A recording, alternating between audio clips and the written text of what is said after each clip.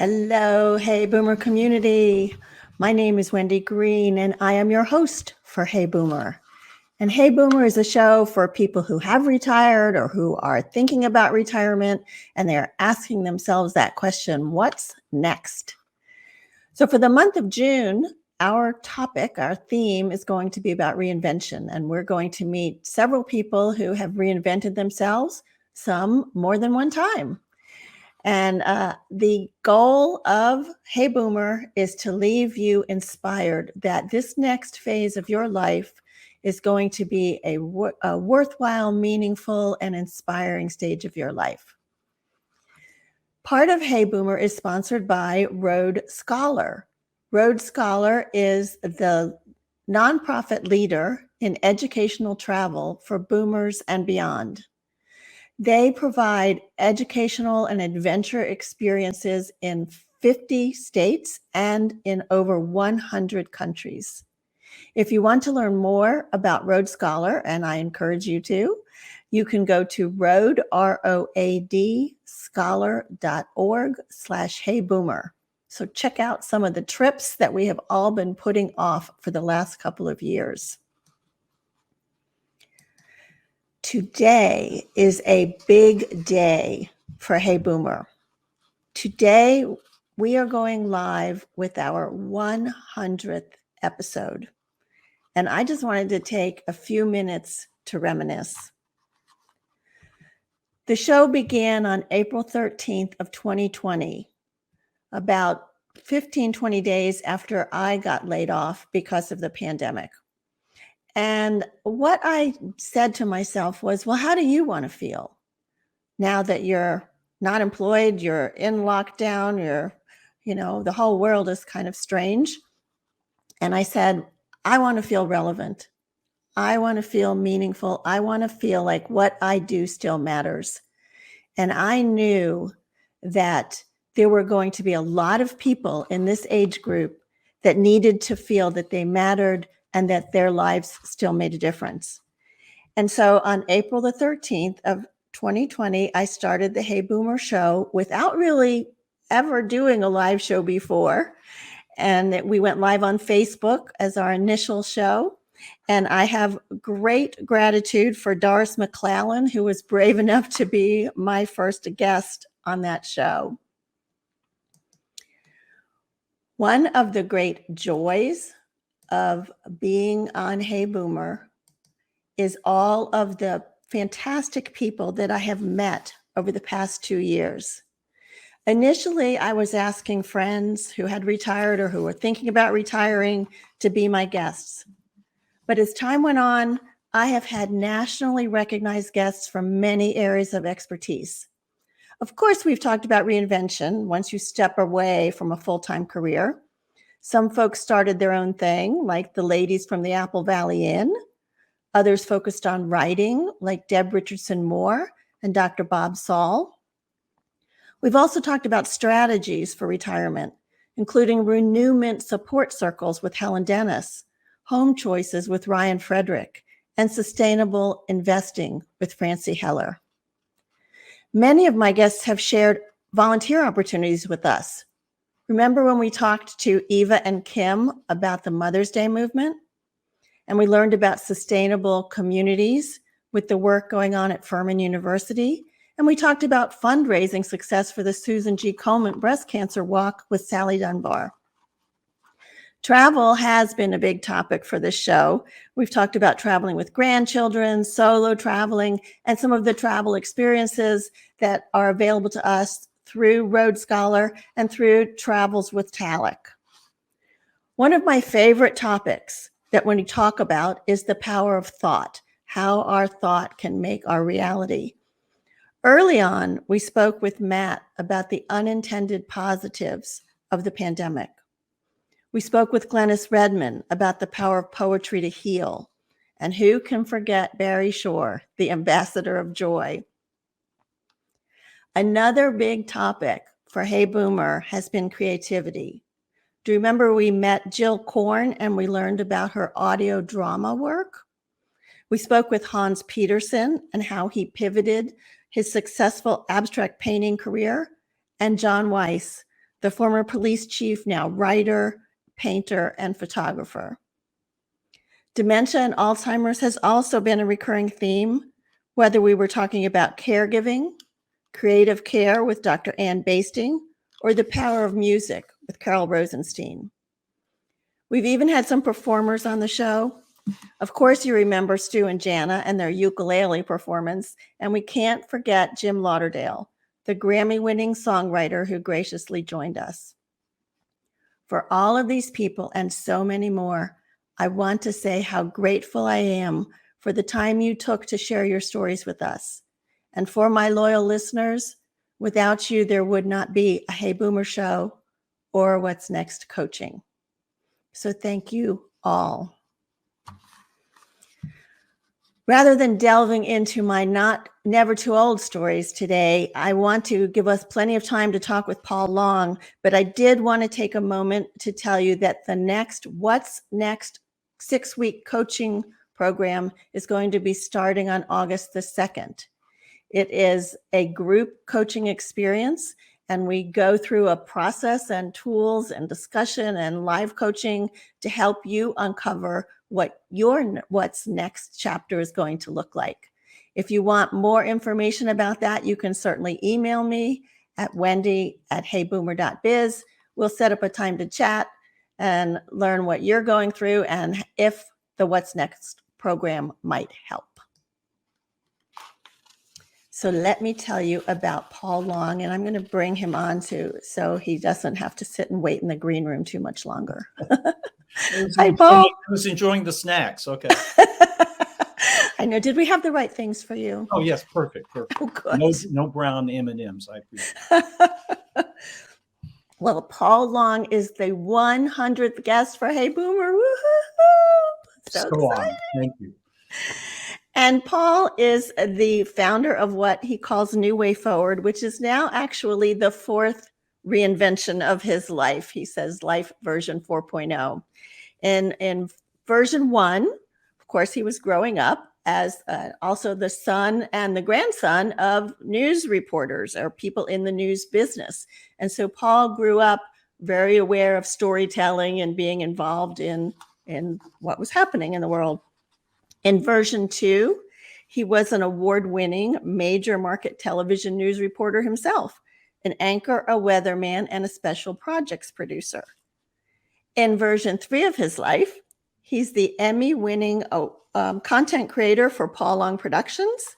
He created and produced just about every kind of film and video, short of a motion picture. Well, not yet. And you can think of for major companies. He won an Emmy for Best Documentary, A Passing of the Torch. And here we are in version 4, A New Way Forward, which is Paul's new way forward, bringing to bear all of his experience, skill, and talent, as well as what he has learned himself and from thought leaders over the past 15 years on what it takes to live a life with joy, purpose, passion, relevance, and income. Paul lives in the Midwest with his college girlfriend / soulmate / wife, and together they have raised 2 exceptional sons. Well done, Paul. Thank you. So far, so good. So 100 shows, big milestone for me. And I was curious to start out with a question of what if you were going to be sure you were going to live to 100? How would you live your life from here on to 100? The way I'm doing it now, ergo the new way forward. And actually, that's a perfect segue, if I may, as to why I'm doing what I'm doing and what I'm trying to do. So, yeah, as you mentioned, it was about 15 years or so ago. I was wondering, okay, what's next for me? I was saying, now what, right? Nobody on your show hasn't asked that question. Now what, now what, now what, now what? And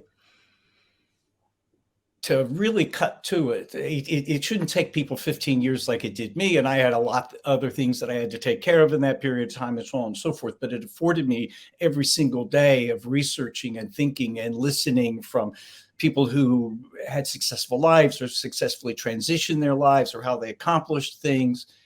And I had like this epiphany of how this realization of how we were looking at this phase of life in an old, outdated, maybe even totally untrue way, old beliefs, right? So I realized, and when I've shared this with people who are older, we had this discussion the other day. I don't use the word old because that has such negative connotations and baggage to it, but older just means older, Just older means phase of older. life. That when we get older, we've actually reached the ideal time in our life to make it my turn. To actually, this is the time when we have the greatest opportunity to have the kind of life we want, we need, we desire, that's fulfilling, that can continue to earn us the income, but in such a way that we need and want, that we're better off than we have at any other time in our life to do it. And we're already seeing those trends, huge trends. And by the way, that's kind of at the base of it. Things have changed in our world, in society, in technology, in health, in so many different fashions. We all know they've changed a lot, but have we been quick enough to see what that change means to us as individuals? And I think when it comes to being older, we are like still looking in the rearview mirror. We're assuming, we presume, we stereotype what it means to be of this age and what life should be like. Oh, I should retire. We strategize and plan and work our whole life to get to certain things. And then we just think, oh, I'll retire. Yeah. I won't have to go into work. I'll have a life of leisure, which of course we've learned from so many retirees that after about a year or so of the retirement honeymoon, they're in the retirement nightmare. Right. They're not relevant. They're not fulfilled. They don't have enough money, and alcoholism, divorce, drug abuse, all those things are on the rise. But that's what I really learned, and what really got me going in this direction was when I was seeing what other people who were retiring, or at retirement age, I should say, were doing. They were reinventing, reimagining themselves, and in ways that were slight to modified to radically different. Right. So because the opportunity, so with society, with economy, with technology, with our longer, not just lifespans, but health spans, affords it there for us. We just need to realize it, take the pause, and look for a new way forward that's ideal for us and us alone. So I want to dig into that older, because I've seen some places where you're referring, or you're finding that people are starting to think about older even in their 40s. And I don't remember thinking about older in my 40s. So I'm curious how you define older and when you kind of think people start to think about it. Well, I think in the first place, it's based on you, the individual. There are people, I've had people say, I know people who are 20 years younger than you, Paul, that are older than you are. And that's really what it is. It's not our chronological age. It's who we are as individuals, who we are physically, in terms of our attitude, in terms of our passions. And of course, when you're living with passion, if you're passionate about your life and you're living purposefully and fulfillingly, that's different than, well, I'm 65, so I'm supposed to be in decline and I'm supposed to go out to pasture and things of that sort. You can tell the difference in those people. You can look at my face and see an age, but if you knew me and if you saw me move and you knew my health and everything, I'm in better health than I've ever been in holistically in my entire life, and just doing little things about it. My drive and desire to do what I'm doing, the passion I have for it, is the foundation of what makes me healthier, because I work at it. Plus that's a key enabler. But also, when we're talking about the individuals and the way things have changed, well, I originally launched this right before the pandemic, this effort, as pro-boomer, because I was seeing everything that the boomers were going through. I'm a boomer, but I launched it in startup parlance, ready, fire, aim.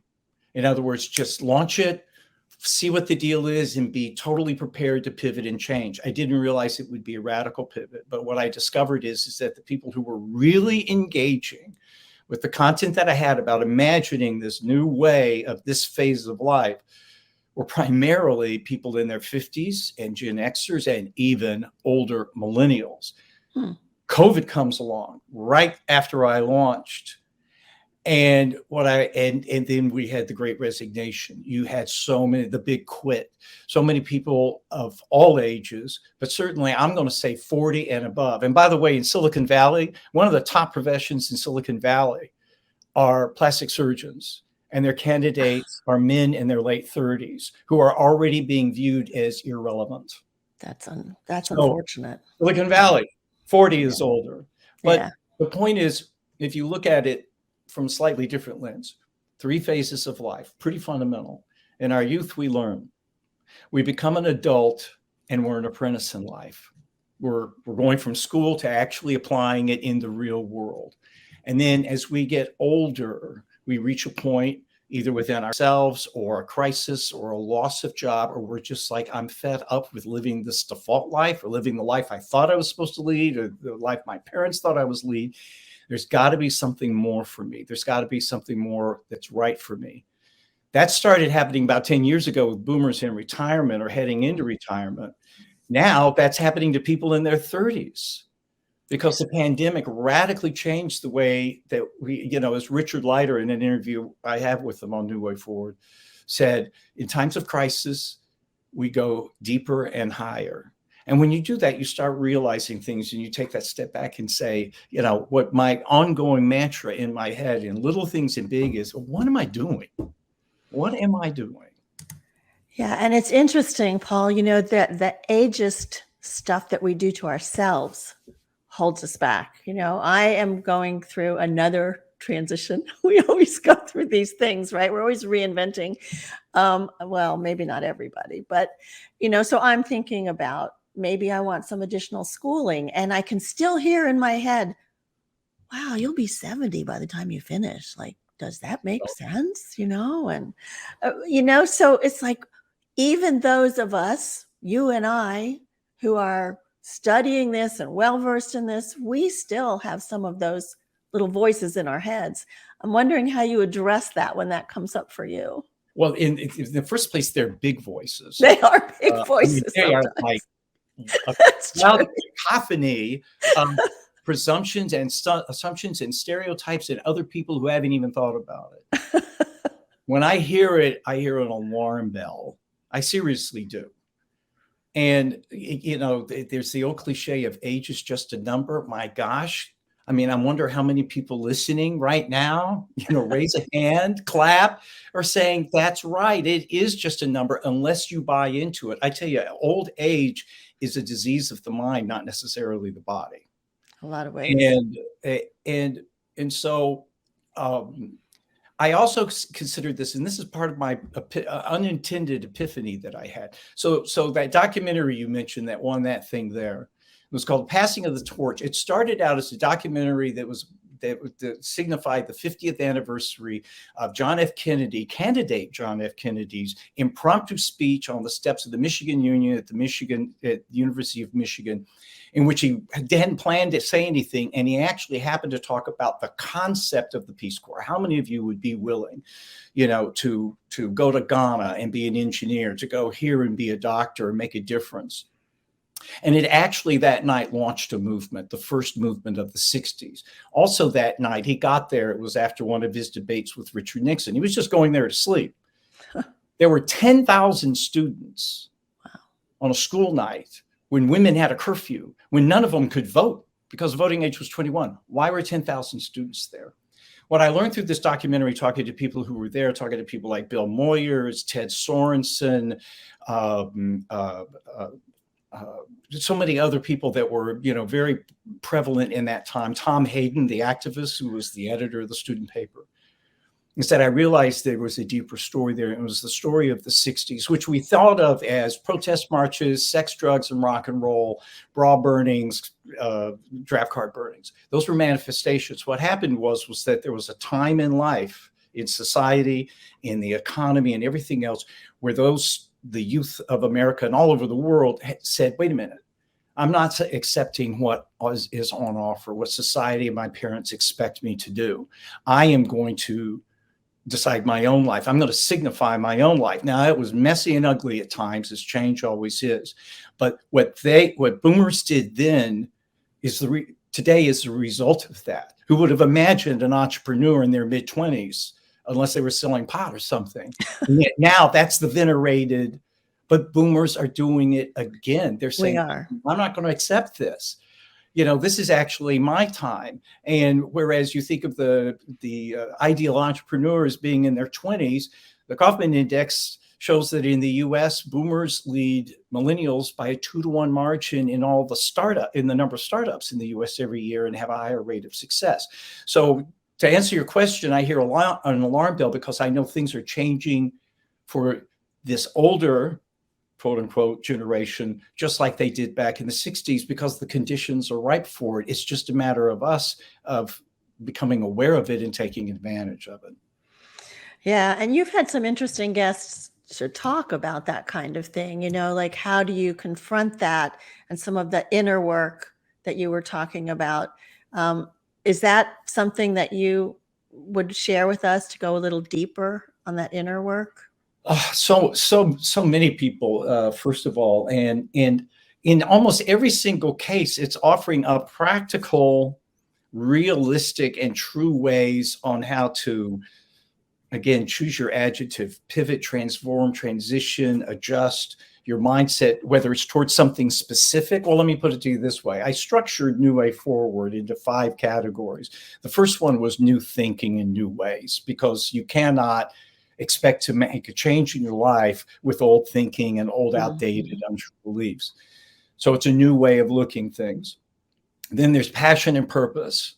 We want to live with purpose and have a purpose. It is incredibly important to every part of our being, and we want to be passionate about what we're doing. So in that case, I have 2 stars, 2 best people on earth for it. In terms of passion, Elena Love, who was a fast-tracking top pharmaceutical executive, who said, I'm not passionate about what I'm doing, but what the hell does that mean? And what she discovered researching with people at the University of Michigan, she's not from Michigan, was that passion isn't like golf or sex. Those are hobbies, but it's those core things within us that we need to fulfill, that we need to address, that we need to do something with in order to be passionate about our life. So she came up with these 10 archetypes and a passion profiler that will identify your top 3. And my top 3, for instance, are creative, builder, transformer. That's perfect. You're doing it. And I'm passionate about it. And it ties directly into purpose. So I have Richard Leider, who's the author of The Power of Purpose and a dozen other bestsellers. And his most recent one, Who Do You Want to Be When You Grow Old? And by the way, notice, not what do you want to be? Used to get asked, what do you want to be? Oh, I want to be an engineer. I want to be, no, who? His is aligned with exactly what I'm talking about. Those are incredible insights.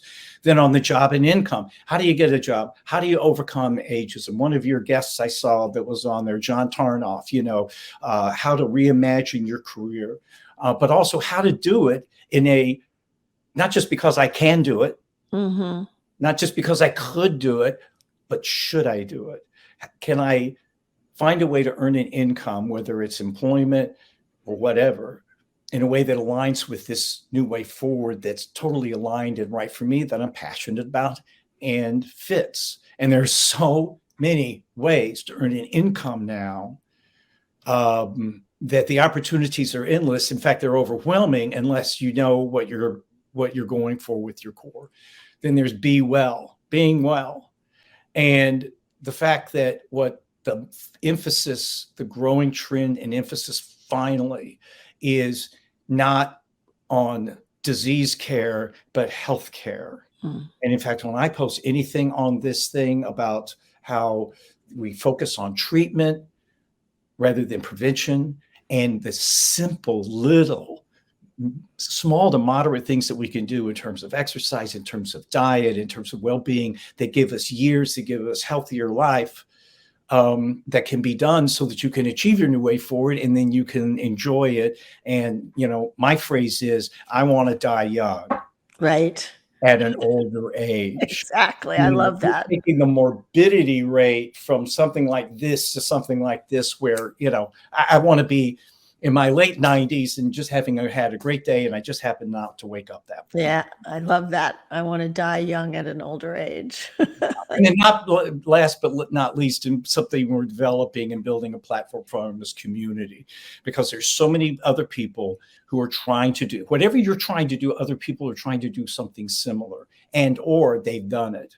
And so the community will be offering connection or hearing from those people who have done it, but also the opportunity for people to find each other through it. In order to mastermind, in order to be an accountability buddy, in terms of just being able to support people, so that you're not just doing it yourself. Yeah, and I think that's a good point, Paul. And as I was thinking about this conversation with you, I was thinking about some of the men and the women that I have coached, and it seems to me, and I hate to generalize, but it seems to me that there's a different approach that men take and women take when they look at this stage of their life. And I wonder if you've noticed that, and if you have any thoughts about why that might be, or how they might approach it differently.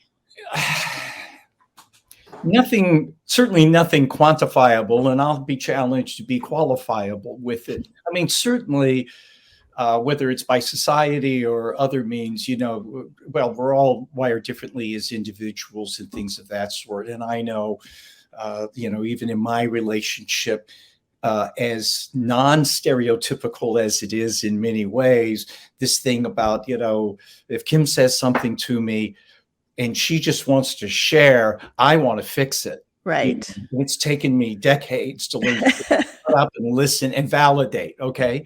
And I appreciate that. But, and I think on the other hand, men want to process quietly before they're ready to share and talk about it. And, so women, as we're going through this, at least this is my experience, as we're going through this, we tend to pull in our little support group of women, and we start talking about it and brainstorming and just bouncing ideas off of each other. And no one's trying to fix it. We're just sharing. And that's where, by the way, it is a reversal with us, because I'll tend to be like, hey, Bob, hey, Larry, what do you think about, hey, Mo, hey, Curly, what do you think of this? And Kim will be like, so I'll know it's like, I'm going to share something with you to process, and she will want to do it by herself. So I mean, the point being is that, whatever works for you. And if you're in a relationship, not only respecting the way the other person needs to do it, but if your end goal is to find some alignment or figure something out or whatever, enable the other person to do it how it's best for them. But I think the big thing is especially avoiding or being, you want to talk about an alarm bell going off when you think you've got it, or you think you've got it nailed. It's all the more, it's kind of like the great myth of the cave you fear is the one you must enter. The thing that you fear the most is the very thing that you should take on, because that is the most telling. Very, very often what it is because it might invalidate your current thinking or the way that you've been. And that's very understandable. But when I feel that kind of resistance, the most pervasive disease on earth, resistance, that's when it's like, okay, now wait a minute.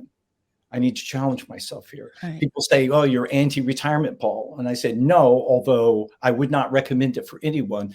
With that said, there are many people out there for whom it is right. We're all different. We're all an experiment of one, as Richard Leiter says. I say at least challenge it so that you either don't fall into the trap or you totally validate it. So yeah, that's something that now you're going to have me thinking a lot about. Yeah. No, it's an interesting perspective. So this cave of fear, I mean, if you look out 20 or 30 years, what is it that scares you the most? Oh, we talked about this the other day. We did. This was good. And that is like, what do you really fear? And fear is very, very interesting. On the one hand, there is something called constructive fear. So what we fear and that we acknowledge and we fear it enough that we want to avoid it or overcome it or whatever, is a great, in a constructive way, enabler. The BS fear, I call it, is like the imposter syndrome. Oh, like doing what I'm doing. And I've been on TV and all that other kind of stuff. It's like, oh, what will people think of me? And oh, I wonder what this person will think of this. And and by the way, my favorite one, who am I to do this? Right. Of course, if you look at virtually anyone who's done anything of significance throughout history, who the hell were they to have done what they did? But they did it. And so I use my greatest fear is the number one regret that people have on their deathbed. And that is looking back and saying, I didn't live my life. I didn't go for it. I didn't have the courage. I kept saying, I got to figure it out, which is an excuse to kick the can down the road. It's not living my life to the, so however you want to characterize it, I live the life of others. I just kept the lights on. I could have found another way to do it that was more fulfilling. Even when people say I work too much, there's a new way forward. It can be the work that is fulfilling and enjoyable and the balance of life that you need. My fear, whether I succeed or fail at what I'm doing right now, my fear would be that I didn't go for it. That to me would be the greatest travesty and waste of my life, even with great sons and family that I have and everything else. Yeah. And I think that's a very common fear of, living the life of others. My mother, my father, my sister, they all said I should study this or I should do that with my life. And, that holds so many of us back. But I think stepping into that cave of fear, sometimes you need support for that too. Oh, absolutely. If you can get it and you're open to it. But you hit on the really big thing there about, what your mother or your sister or colleagues or friends or whatever. What I found through all these years of research is that it's really two things that I want to share before we go. It's really hard to make a change. So my first thing that helps me get past that is to choose my heart. So it's hard to get in good shape and lose weight. It's hard to get your finances in order. It's hard to change your life, but it's harder to not get in good health and good shape. It's harder not to fix your finances. It's harder not to change your life. You cannot change your life because it seems like it's easier, but you got the drip, drip, drip of water torture every day. You hate yourself for it and your life, and then you die with regret. Or you can choose the hard of, I'm going to step forward and do it. And what I found is that starting way back when, every single day that I do it, I'm happier. I feel better about myself. I make progress. There is no there, and I'm sure as hell not close to there. But, it's an improvement. But one of the biggest challenges and the most fundamental, almost first steps are beliefs, because there's a formula. Where you are right now is based on what your beliefs are and have been. And if that's not a satisfactory place, then you've got to change your beliefs. You've got to say, what beliefs do I have as that are either untrue or outdated or whatever. And so many of our beliefs about ourselves and I'm not talking politics and religion. I'm talking about ourselves in the world, emanated when we were children. The way our parents were, something that was said to us, you'll never amount to anything. You can't save money, whatever. Those beliefs stick with us till the day we die, even though they may have not even ever been true. And they sure as heck aren't true right now. Beliefs drive emotions. Emotions drive decisions. Decisions drive actions. Actions drive habits. And that drives you to where you are or where you're going. Exactly. And changing beliefs is hard. But, it's sometimes choosing not to is also a choice. Right. So if we're looking at what's next or a new way forward and we're telling ourselves, I can't do that. I don't have the intelligence to do that. I don't have the time to do that. I don't have the finances to do that. All of those are self-limiting beliefs. So you have to change the question. How can I do that? What would it take to do that? Who would I need in my circle to do that? Take away those limiting beliefs would make a huge difference. Yeah, and I'll say this towards that. That's what New Way Forward's all about. There are so many great programs out there to achieve your goals, to be a high performance person, to all that other kind of stuff, which are phenomenal. There's so many phenomenal ones, but which one do you choose? Mm-hmm. And what's the essential thing of the New Way Forward is that it's what is right for you. So in other words, you don't have to feel like an imposter. You don't have to think, well, I'm the next Steve Jobs or I'm the next this or that. It's something that's actually aligned with who you are and what you are, that it's taking your skills and experience and professional resume, whatever, but deconstructing it, that maybe it's not the way and in the sector or whatever that you were doing, but it is right for you. It's something that you're comfortable with and that you want, which by golly means that it's right for you. And that's where the joy is. That's where the fulfillment is. That's where the doability and viability is. So we talked about the fear, Paul, but now 20, 30 years looking out, what are you excited about? Continuing to grow and build this. And quite frankly, see this trend of viewing this as this time of life as my turn. This is the future. It's not people who are in their 30s right now, they're going to be doing this. This is going to not only be the trend, it's going to be the way of it. I really look forward to just continuing that journey and doing more and more work, spreading it out, offering things that are better, because doing all of that and, the people that I connect with and community with and everything else, it's just literally waking up every morning passionate about what I'm doing. And I'm looking forward to just continuing to have that and just, life, being able to enjoy life. Looking forward to your new way forward. I'm looking forward to seeing your new way forward as it evolves and grows. I think it's going to be very exciting and supportive for some of the work that I'm doing too. So I'm excited. Absolutely. I'm excited to see where that goes.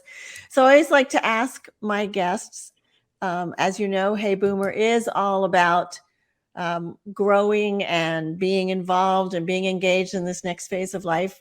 And we've talked about a lot, but I wonder if there are 2 or 3 takeaways you'd like to leave with the audience today. Yeah, I would. I'm a big believer in where attention goes, focus flows. And I'm also big on the power of intention.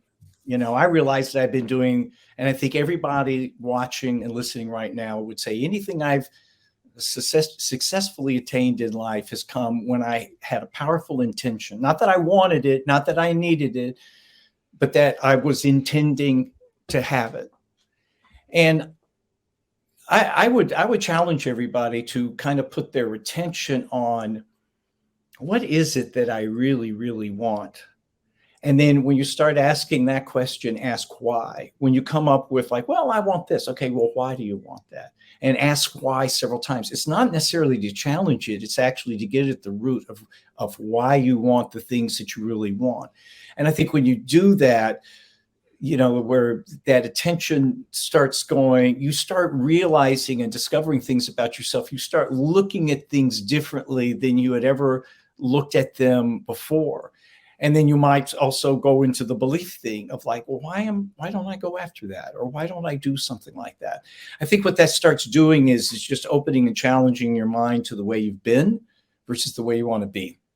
And you start identifying things. And the beauty of it is where attention goes, energy flows, or attention focus goes, is that without thinking about it, you start thinking about it. You're driving, you're showering, you're cooking, whatever. And all of a sudden, you start having these realizations and your mind starts opening up, whether it's challenging what you're presuming to do or it opens something entirely different for you.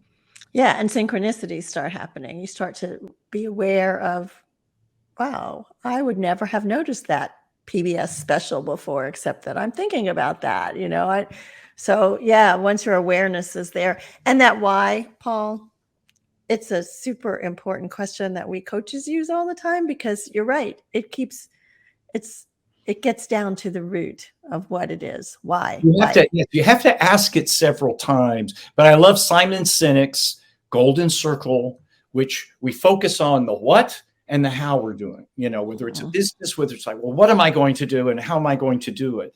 but the first question should be why. And you have to answer that question. Sometimes you have to ask it many times, and you have to find out if that is an answer that aligns with who you are, because you're right, synchronicity, whether it's God, the universe, Harold, or your subconscious or your heart, however you want to characterize it, I don't care, it works. Yeah, it's such a cool thing. I want to tell people how they can find you. So if you want to know Paul's website is New Way Forward. It's newwayfwd.com. And you can find and watch, because he's developing it as we speak, day by day. New things are showing up. So check that out, newwayfwd.com. You can also email Paul directly at paul@newwayfwd.com. So get in touch. Tell him you liked the show. Tell him you have more questions, and let us both know what you think.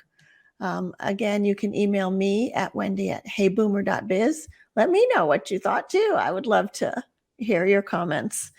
So let me tell you, next week, our reinvention person is going to be Deb Barroset. She's the founder and muse of something called Club Moxie.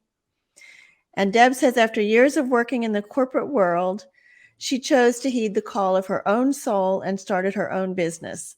It was a scary, uncertain time and one of the defining moments of her new life.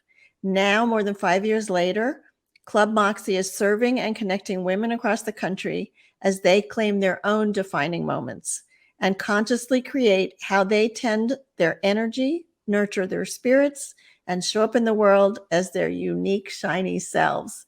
Deb is a hoot. I know you're going to enjoy the conversation with her.